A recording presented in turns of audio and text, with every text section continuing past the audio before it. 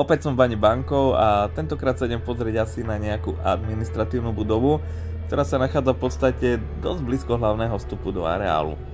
Len škoda, že som nemal video s pôvodným zvukom, tak aspoň takto dodatočne tu niečo narozprávam, aby to nebolo úplne tiché. Bol som tu v roku 2020 a už vtedy bola táto budova v dosť zlom stave.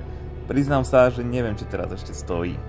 Cez hlavný vstup pri konečnej autobusovej linky číslo 13 sa sem už nedostanete, keďže je tam závora, kamery a vrátnica so strážnikom. No stále existuje viacero pohodlných spôsobov, ako sa sem dostať, no aj tak by som to neskúšal, keďže vás môžu zachytiť kamery, ktoré sú umiestnené na viacerých budovách v celom areáli. A mať opletačky s SBS-karom a políciou za to nestojí. Dobre, tak asi toľko o zákaze vstupu a ja sa idem pozrieť do tejto budovy, aby ste vy nemuseli.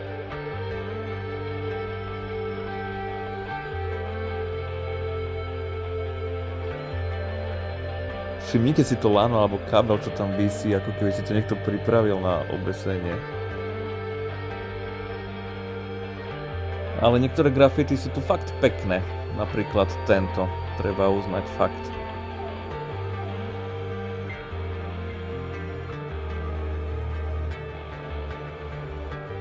V tejto budove absolútne nič nie je, iba samý bordel.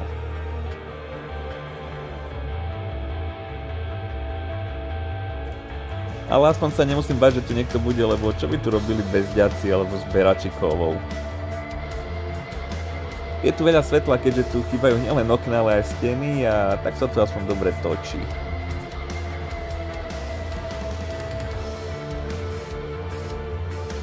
No ale táto budova je riadne veľká, to je hotové bludisko, miestnosť za miestnosťou.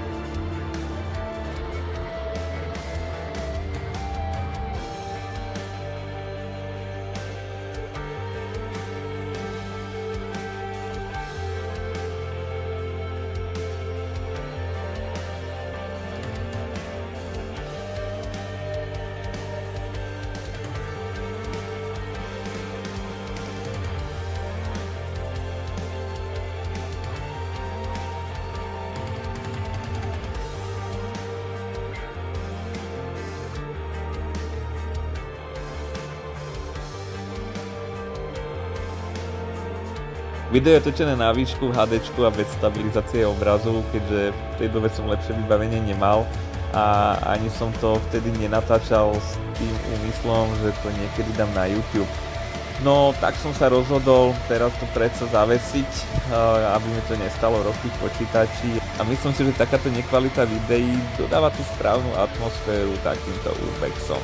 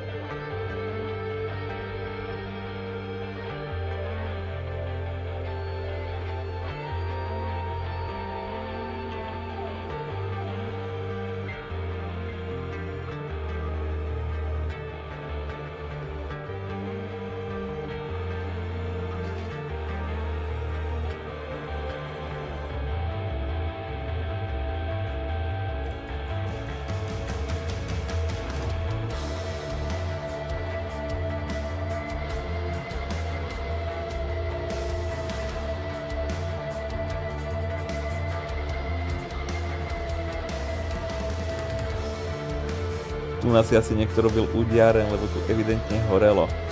A podľa smradu to nebolo ani tak dávno.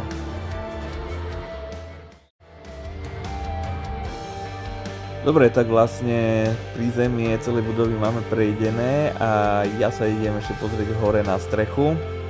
Budovu som si takto obišiel zozadu a takto jednoducho vlastne sa dá dostať hore, keďže dnu v budove neboli žiadne schody hore. Wow, tak, toto je katastrofa. Veď tu chýba celé horné poschodie, tu nie sú múry ani strecha. To, že by až takto doriadili budovu zberači kovov, no ako, ja si to nedokážem predstaviť. To je strašné. Ako viem, že aj počasie malo svoj vplyv, ale ako, fú. No, to si musím dať veľký pozor, aby som sa neprepadol dole. To je bordel toto. A nechápem, ako to môže vôbec držať, tam ďalej ani nejdem. Až taký blázon nie som a dúfam, že ani vy nie. A toto tu tiež drží na vlásku, veď hoci komu to môže niekedy spadnúť na hlavu. Ach, aspoň, že bežať na Košice je tu pekný. Vidíte sami, že tu už nie je kvôli čomu ísť, tak zbytočne neriskujte, keď ten downhill a tá jedinečná atmosféra mi budú chýbať, ale nič sa nedá robiť. Na záver ešte pár fotiek z bane a to je všetko. Čau.